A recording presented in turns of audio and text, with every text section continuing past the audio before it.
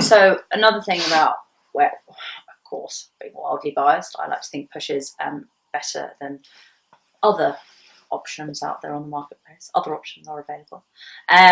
Is the fact that you really stress the importance of recovery, and not just as in it helps you recover from what you've been doing, but actually that's the time. And I know that you said this the other night.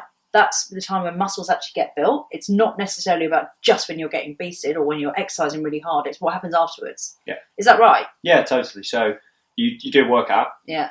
You don't grow any muscle definition, Yeah. you don't grow the muscles in the workout. The workout creates a stimulus for change.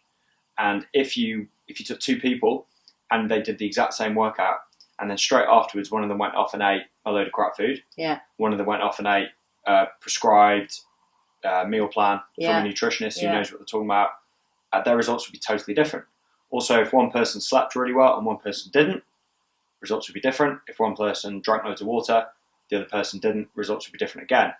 And that's just doing the same training program, okay? So it's not necessarily what you do in that session, it is about what you do away from the session. Yeah. Obviously, the session's important, but recovery is 50% of the process. Mm-hmm. It's absolutely vital.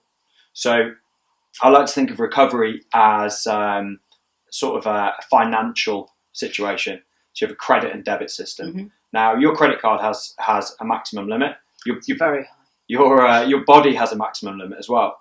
So you have to make sure that if you have any outgoings, there's also some incomings. Yeah, of course. Now, the way a lot of people train, especially in the city, they'll go to the gym, they'll push themselves really hard because they think that's the right thing to do, because high intensity training is really popular and they think they need to go and push themselves. But what they probably won't do is allow appropriate time for recovery. They're probably not sleeping enough. They're definitely not eating right. They're probably drinking too much. They're probably working too hard. So they're very, very stressed, and they could potentially be a little bit malnourished as well.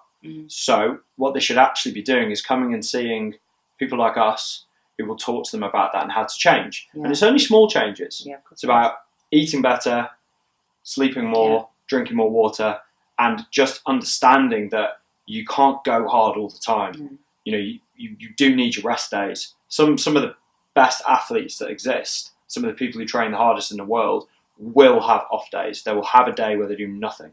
And that will be the time when their body actually grows and adapts to all the stimulus that they put themselves through. And I think that's what, where we realise, and again, going back to this whole thing about where I realise it's so important to work with you, is that you get the importance of all of the different elements of the eating right, of having the mindfulness, so that helps you be really present in that moment, and to really crystallise your thoughts and have clarity. And obviously, the point of exec coaching as well, to have that real opportunity of focusing on exactly where you want to be going. And all those things together is why it works, rather than go somewhere, get beasted, and then it all stops. Because you might lose a load of weight and burn a load of calories, but what happens when you get back into the real world? Exactly. And that was one of the things that really excited me about working with Because you didn't even want to work in a boot camp. No, I don't like boot camps. They suck. Because people come, they get beasted, potentially might get a little bit injured, and then you're not really going to learn the important skills that you should be learning to grow as a human being.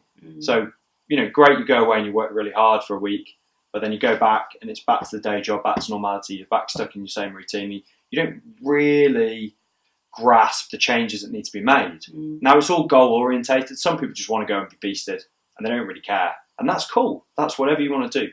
But if you want to change and grow, you have to be incorporating things like mindfulness. Because at the moment, nowadays, when you've got a smartphone beeping at you every other minute, you've got an iPad, so you're always checking your emails wherever you go, a laptop, people are working from home, you're burning the candle at both ends so much.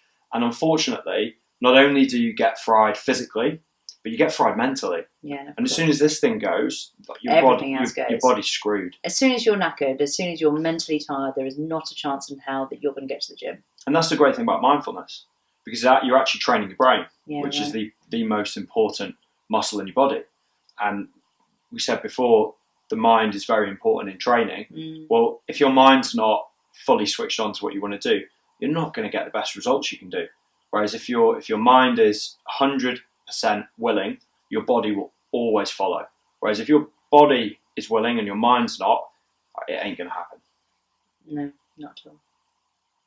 Thanks, Tom. Thanks, Tommy Potts. You're welcome.